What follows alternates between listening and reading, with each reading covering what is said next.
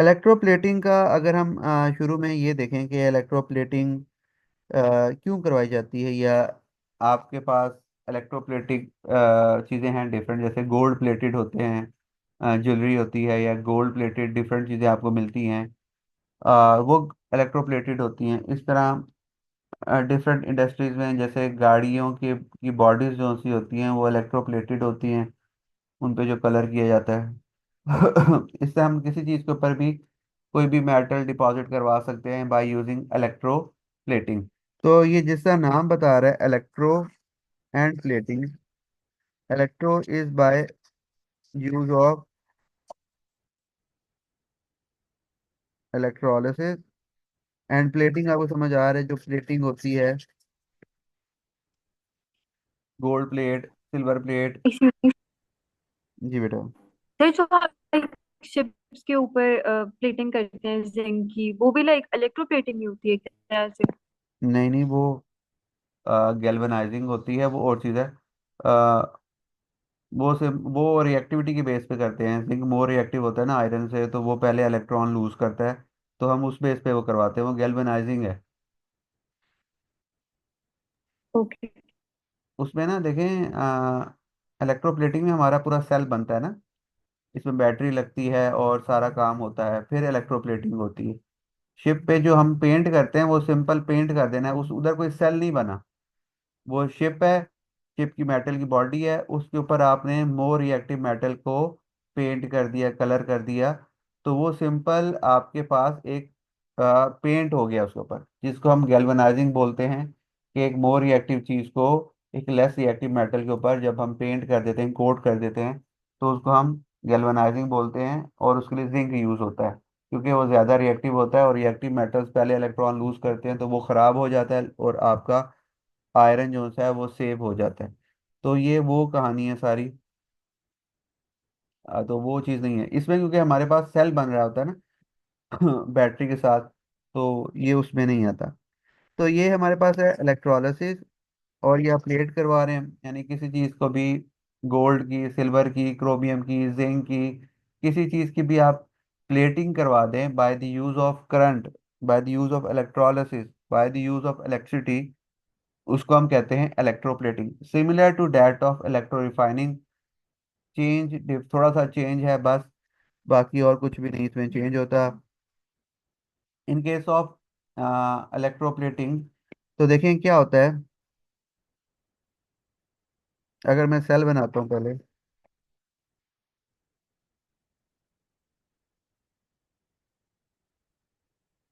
ये हमारा सेल होता है, इसमें हमने नीचे ले लेना होता है इलेक्ट्रोलाइट। ठीक है, जैसे हम इलेक्ट्रो रिफाइनिंग में या इलेक्ट्रोलिसिस में जनरल हम लेते हैं, इसमें मैंने यहाँ पे नीचे इलेक्ट्रोलाइट ले लिया। इसमें आपने डिप करने होते हैं इलेक्ट्रोड्स। अच्छा, अब ये देखें, लेट्स सपोज में आपको वो कहता है कि आपने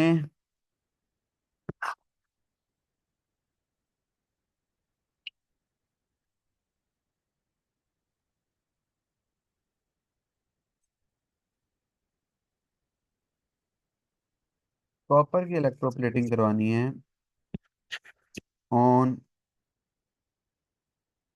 कोई भी चीज़ ले लें, आयरन।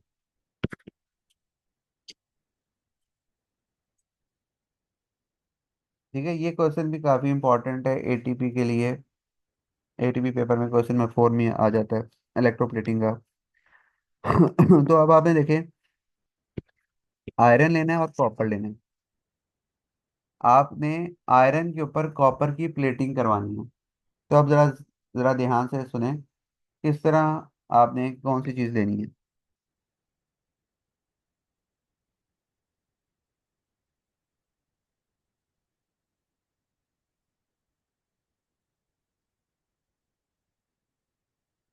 ये आपके पास दो इलेक्ट्रोड्स हैं,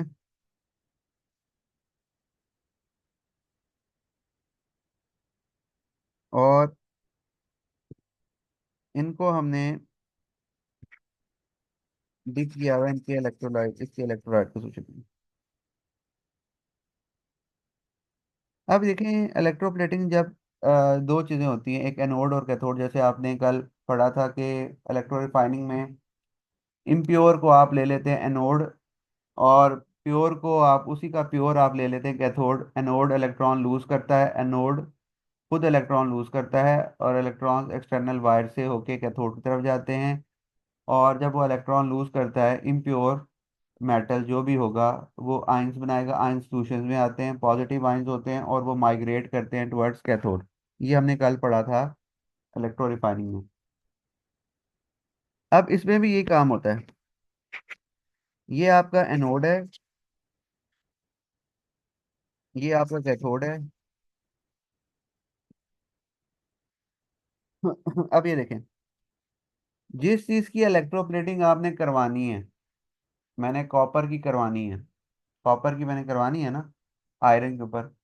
तो जिस चीज़ की आपने इलेक्ट्रोप्लेटिंग करवानी होती है, उसी का सॉल्ट का सोल्यूशन आप इलेक्ट्रोलाइट लेते हैं।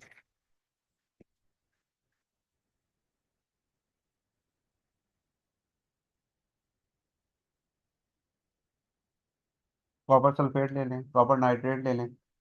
जिस चीज़ की आपने इलेक्ट्रोप्लेटिंग करवानी है, गोल्ड का करवानी है, सिल्वर की करवानी है इलेक्ट्रोप्लेटिंग, तो सिल्वर के सॉल्ट का सोल्यूशन लेंगे। गोल्ड की करवानी है तो गोल्ड के सॉल्ट का सोल्यूशन लेंगे, पहली बात। फिर अब आपने एनोड और कैथोड को डिसाइड करना है। एनोड आप वो बनाएंगे, दोबारा सुने, एनोड आप वो बनाएंगे जिसकी आपने इलेक्ट्रोप्लेटिंग करवानी है। यानी मैंने कॉपर की करवानी है तो मैं कॉपर को बनाऊंगा एनोड। और जिस चीज के ऊपर करवानी है, यानी कि आयरन के ऊपर आपने प्लेटिंग करवानी है कॉपर की, तो आयरन को बनाएंगे आप कैथोड। यहाँ तक क्लियर है बेटा? यस। जी बाकी बताएं। Yes yes sir. ये हो गया। अब ये बस इसमें ये चीज होती है कंफ्यूजन, किसको क्या बनाना है। एनोड वो बनाना होता है जिसकी करवानी है, कैथोड वो होता है जिसके ऊपर करवानी है। ये आपके पास वो अक्सर ये दे देता है कि स्पून है, स्पून के ऊपर सिल्वर की कोटिंग करवाएं। कोई मेटल की रिंग है, रिंग के ऊपर आप गोल्ड की प्लेटिंग करवाएं। तो जिस चीज़ की प्लेटिंग करवानी है ना, वो आपने बनाना है एनोड, और जिस चीज़ के ऊपर करवानी है उसको बनाना है कैथोड। इसको आप किसी तरह अपने वर्ड्स में लिख लें, नोट कर लें। अब बाकी कहानी आपको समझ आ जाएगी। एनोड आपका पॉजिटिव है, एनोड पे होती है oxidation. Oxidation is the loss of electron. और इसमें भी आपने जो इलेक्ट्रोड्स लिए हैं, they are not inert, they are not unreactive, ये पार्टिसिपेट कर रहे हैं। तो पार्टिसिपेट करने का मतलब है ये खुद अपने इलेक्ट्रॉन लूज या गेन करना शुरू कर देते हैं। तो एनोड लूज करता है, तो एनोड आपका था कॉपर का। तो कॉपर का एनोड है तो कॉपर अपने इलेक्ट्रॉन लूज करेगा। कॉपर मेटल, ये याद रखना है। ये आपने कॉपर का ही बार लेके लटका दिया बैटरी के साथ कनेक्ट करके, तो ये आपका एनोड बन गया। तो कॉपर इलेक्ट्रॉन लूज कर रहा है, एरो दो इलेक्ट्रॉन लूज किए, कॉपर +2, ये आयन जनरेट हो गए, कॉपर आयन। ये कॉपर आयन सोल्यूशन में आना शुरू हो गए।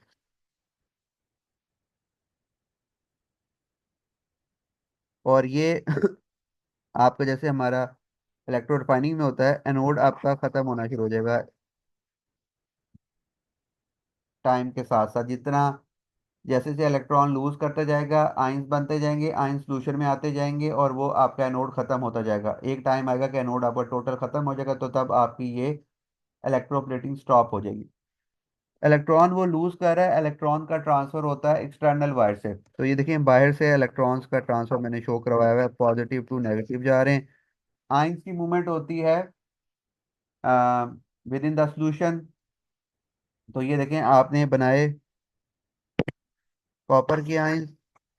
अब ये कॉपर की आयंस माइग्रेट करेंगे टुवर्ड कैथोड, पॉजिटिव हैं तो कैथोड पे जाएंगे, और कैथोड पे जाके ये वही जो इलेक्ट्रॉन्स आ रहे हैं इनको गेन करके कॉपर इसके ऊपर डिपॉजिट होना शुरू हो जाएगा।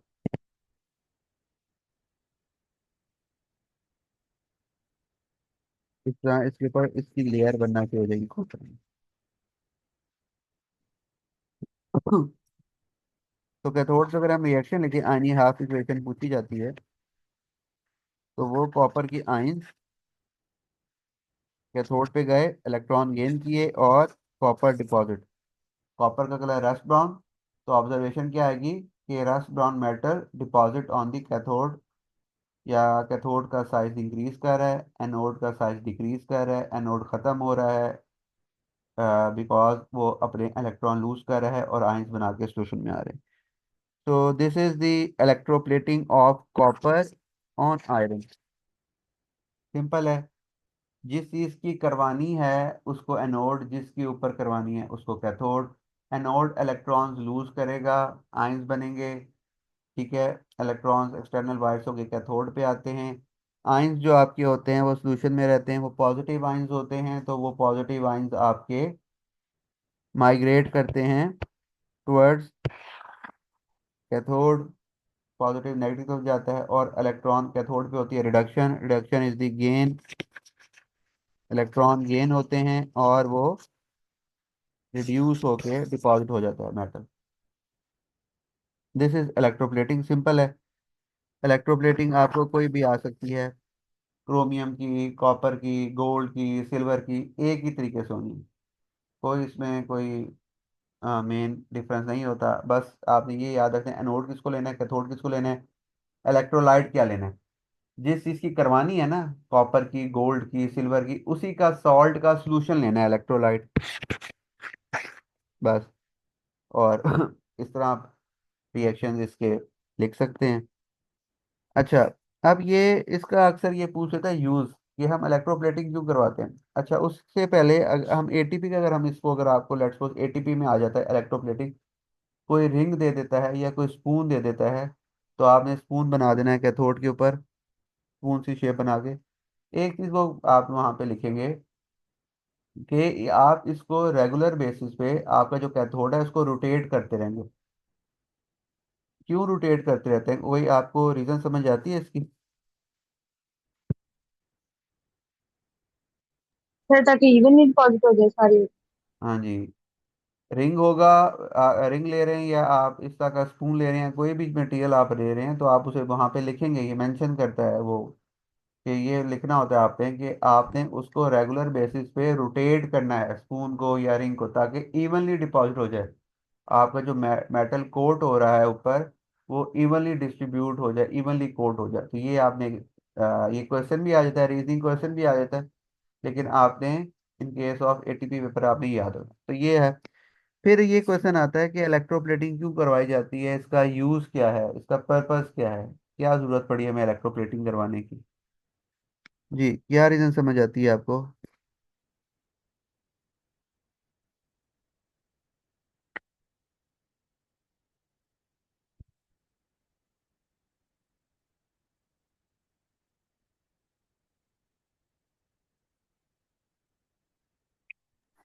ये मतलब लाइक इकोनॉमिकल बेनिफिट हो सकता है, जैसे अब लाइक आप किसी ऐसे यूजफुल मेटल की प्रॉपर्टीज डालने के लिए उसके ऊपर। मसलन वो आप प्रॉपर्टी बताएंगे ना मुझे, आप वो कहेगा कि स्पून के ऊपर आपने सिल्वर की कोटिंग की, कोई भी स्पून था उसमें सिल्वर लाइक कोटिंग। हाँ जी। एक तरह से लाइक रस्टिंग ना हो। ठीक है, सही है। हाँ क्रोजन जी। रेजिस्टेंट बनाने के लिए, और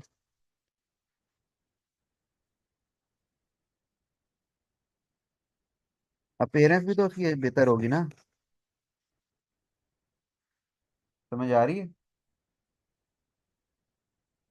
यस।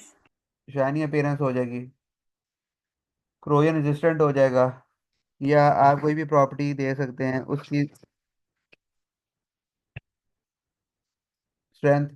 अच्छा देखें, अब आप गोल्ड की जब करवाते हैं, gold plated rings, gold plated आपके नेकलेस होते हैं, ठीक है, प्योर वो गोल्ड नहीं होता, उसमें प्लेट, जिसे कहते हैं ना पानी चढ़ा हुआ है, वो बेसिकली यही है कि वो गोल्ड प्लेटेड होते हैं, तो गोल्ड की प्लेटिंग हुई होती है। तो उसको आप देखें, उसकी अपीयरेंस भी बेहतर हो रही है। ठीक है। उसकी उस गोल्ड के उसके अपीयरेंस अब बेहतर मेनली बेस के बात है। गोल्ड आपके पास रेजिस्टेंट भी है, गोल्ड आपका क्रोजन रेजिस्टेंट है, ठीक है। बिल्कुल अनरिएक्टिव है ना गोल्ड, बिल्कुल। तो जो अनरिएक्टिव मेटल्स होते हैं या लीस्ट रिएक्टिव मेटल्स आप कह लें उनको, वो रस्ट नहीं इतनी जल्दी करते, तो इसलिए सिल्वर और गोल्ड, इनको जंग जुंग नहीं लगता, कोई चक्कर ही नहीं होता। तो ये रीज़न है इसकी। तो देखिए उससे आपकी क्रोजन रेजिस्टेंट भी बन रही है चीज़, दूसरी उसकी इम्प्रूवमेंट आ रही है। उसकी आप फिजिकल ला रहे हैं, उसमें शाइनी अपीयरेंस लेके आ रहे हैं, या उसकी इस तरह फिजिकल अपीयरेंस को चेंज कर रहे हैं। दूसरा आप कुछ ऐसे मेटल्स की करते हैं जिससे उसकी स्ट्रेंथ भी इंप्रूव हो सकती है, कलर भी चेंज हो सकता है। तो ये सारी बेनिफिट्स हैं आपके पास इलेक्ट्रोप्लेटिंग करवाने के। तो ये इस तरह आप कर सकते हैं। जी बेटा बताएं, इसमें कोई क्वेश्चन या कोई इशू हो है? No sir. नो से। ठीक है, तो आप फिर सिल्वर की कोटिंग करवाएं स्पून के ऊपर, सेल बनाएं, रिएक्शन लिखें जल्दी से।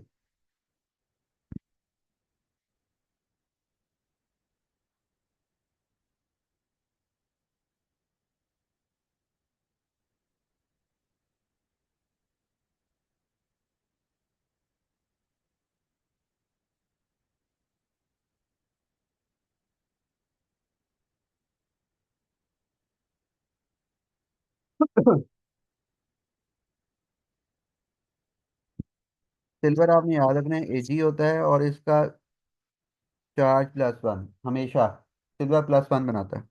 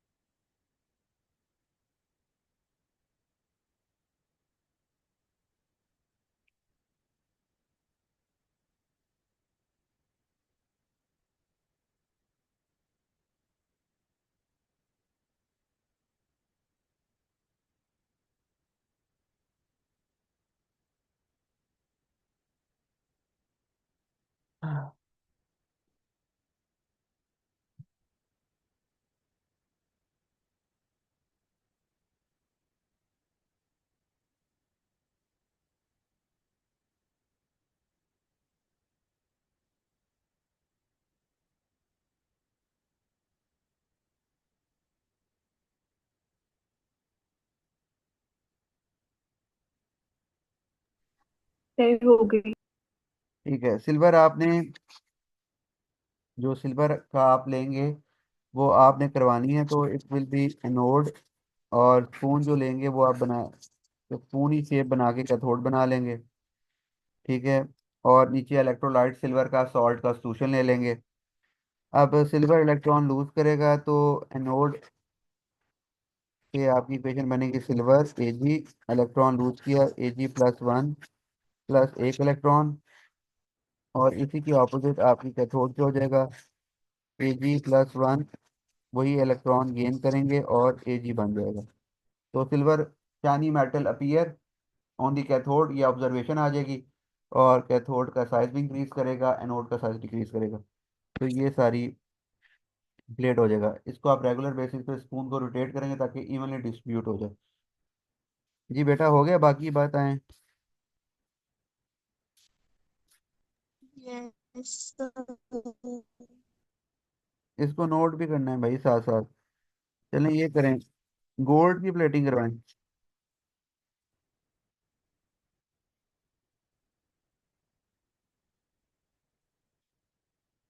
रिंग के ऊपर गोल्ड की प्लेटिंग करवाएं। ये आपने रिंग की शेप ही बनानी है, एटीपी में अगर आ जाए या कहाँ कहीं पे भी आपने डायग्राम बनानी हो ना, तो आप इस तरह उसकी रिंग की शेप ही बनाएंगे। रिंग बना दें कैथोड के साथ, और इस तरह साथ एनोड गोल्ड का लटका दें।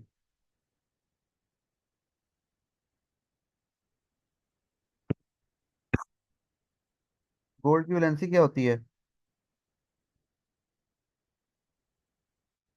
Sir +1 and +1 and,